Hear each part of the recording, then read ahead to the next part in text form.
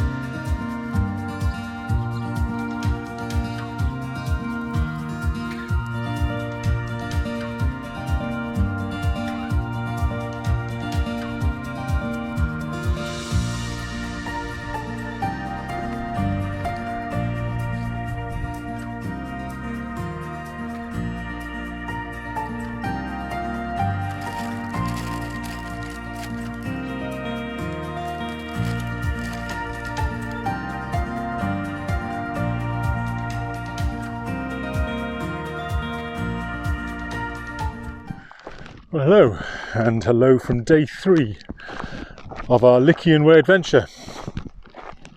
We're doing quite well, and we're slightly ahead of our schedule, which is really pleasing because the terrain is quite tricky, quite technical in places, which has slowed us down, but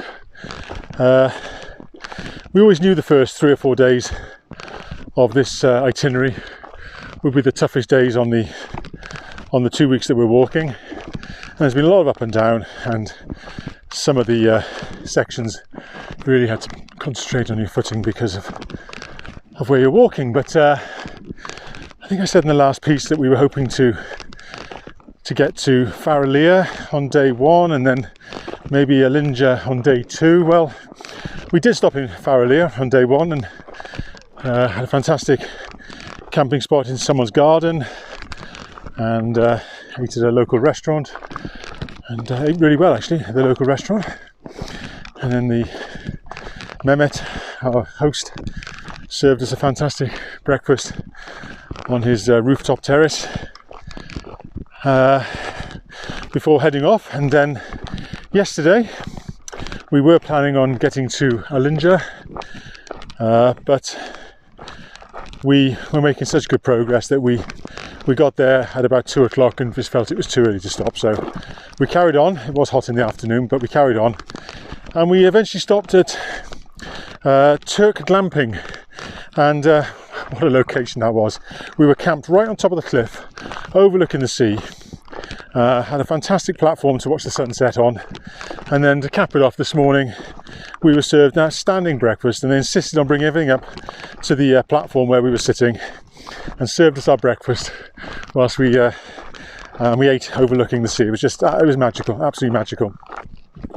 So today we walked through Gay, we walked through Bell, and we originally thought that Bell might be our stop for tonight, but again, 2 o'clock, so we're going to keep going. It is quite warm again, and you have to excuse my pronunciation for all these names if anybody with Turkish heritage is watching, but we're now heading for Beljagiz, and then we're going to pass on through that, and we're hoping to get to Gaviragili,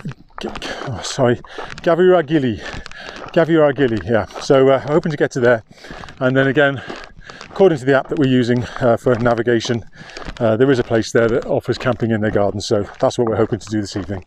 Plan B will be a wild camp spot if need be before there, but I know Jill's not too keen on that idea if you don't have to, so I kind of get that as well. It is nice to have a shower at the end of the day because it is very, very hot. So that's the plan.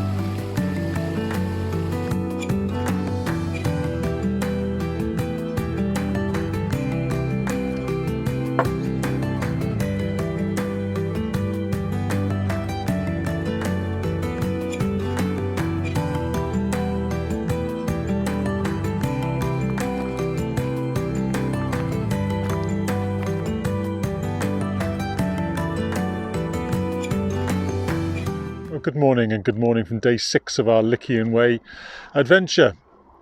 Last couple of days we've been inland, and behind me you can see, well, tens of thousands of greenhouses which are full of tomatoes. There's a huge tomato cultivation area, and when we hit the beach at Patara, the western end of Patara Beach, because we wanted to go to the 5th BC ruins of Latoon and Xanthos, we've been following the official Lycian Way, as you would. We do believe that a lot of people don't walk this section. The accommodation options inland have been pretty difficult to find, and we've had to do 2 wild camps. We did a wild camp just after Xanthos itself. The app that we're using did recommend a place where we could put a tent down, and it was absolutely fine. Then we had to walk to 4k along a road to Cavdir. We resupplied there, and then we followed a Roman aqueduct through some very lush vegetation, which has eventually brought us to the town of Akbel. And then we found another wild camp spot, which probably one of the stealthiest camps I've ever done. We think we were on top of a concrete reservoir, which was full of, which was topped with gravel, and actually it was a very comfortable night, and we were pretty secure in the knowledge that nobody knew where we were. So that was good. So today we're heading for Gillemis. It's a short day for us today. We're actually 1 day ahead of our schedule, which is great. And because we walked beyond Akbel yesterday, we've probably got just about a half a day to get to Gillemis, which is fine, because we'll be looking forward to getting to a pension where we can either stay in a pension or camp in someone's garden and get a shower, charge up our electrics, and and then get ready for a day then to Kalkan, where we're going to get a hotel booked for Kalkan. So that's the plan. The part that we've walked inland has been interesting, fair play. It's clear that not many tourists go through the towns and villages we've been through, and it's been absolutely fascinating from our perspective to see Turkish village life. The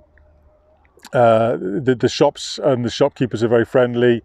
Everyone we speak to or we see has a wave. It's been really, really, really enjoyable, and obviously seeing Islamic life in Turkey as well has been fascinating to see as well. So yeah, we despite the fact that scenically the last 2 days have not been absolutely stunning, we have enjoyed the stretch, but we are looking forward now to getting to the coastline.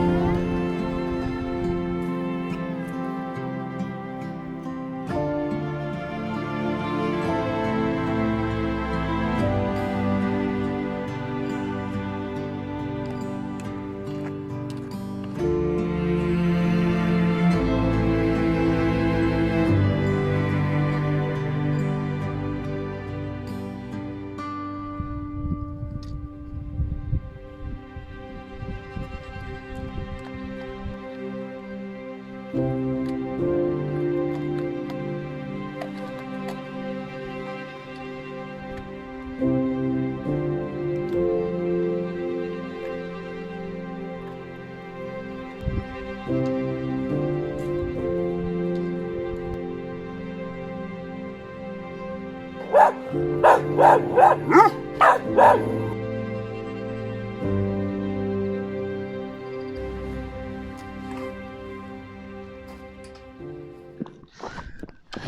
good morning, and good morning from day 8 of our Lycian Way adventure.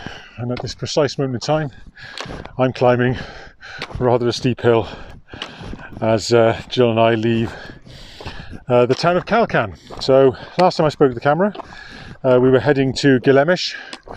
We had about half a day to get to Gilemish, and we spent the afternoon exploring the absolutely magnificent ruins of Patara. Fantastic place, so much to see, but the thing we really loved was the amphitheatre, which was built around 2nd century BC, and it was just a huge city, had a lighthouse, big stadium, shape of the old Olympian stadium in Athens. Yeah, a real sense of history. And then when you read about Patara, you realise that it had connections with pharaohs, and there's evidence of habitation there going back to 15th century BC. So, you know, really historic location, and very interesting. We got into Gilemish, we got into Calcan, and we took a rest day in Calcan, and you can probably tell I had a fantastic shave in one of the barbers, haircut as well, really pampered by the barber. It was really nice to do that. We've got 3 days walking left on our trail, so we're going to be heading today to a place called Sarabellin. Following day we're going to be camping wild somewhere, and then the last day we'll be walking to Cache, where we're going to finish this stage of our Lycian Way adventure, but we will be returning to finish this trail in due course. But for this particular visit, as I outlined at the beginning, we're going to be finishing in Cache. So plodding up this hill, we've got an 800 metre climb to do today. We're about 400 metres up it, so 400 to go, and just enjoying the wonderful views.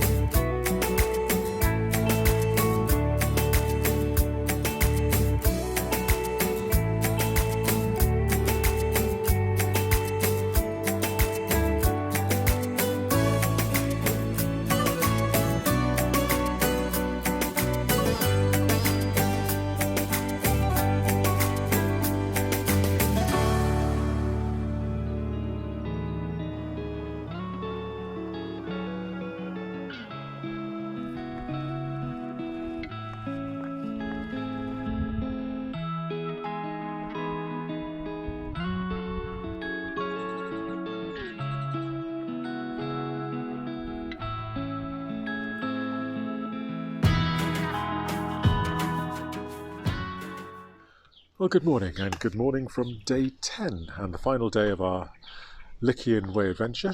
We're sat in the shade of a plane tree outside the Chukabag Mosque, and we've just got about 2 hours to go down to the coastal town of Kash, where we're going to finish this section of our Lycian Way journey. Last spoke to the camera a couple of days ago, and we left Cerebellum. We stayed in a lovely pension in Cerebellum. Left there, and then we did our biggest day of the whole trip. We did a 16-mile day, and we actually did ourselves a big favour by climbing a 400-metre climb at the end of that day up to a wild camp spot near a fantastic fountain with spring water. Had lovely views over the valley below, but sadly last night was the night of the lunar eclipse, but we couldn't see the moon when the lunar eclipse took place. It was on the other side of the hill for us, so we didn't get to see that this morning.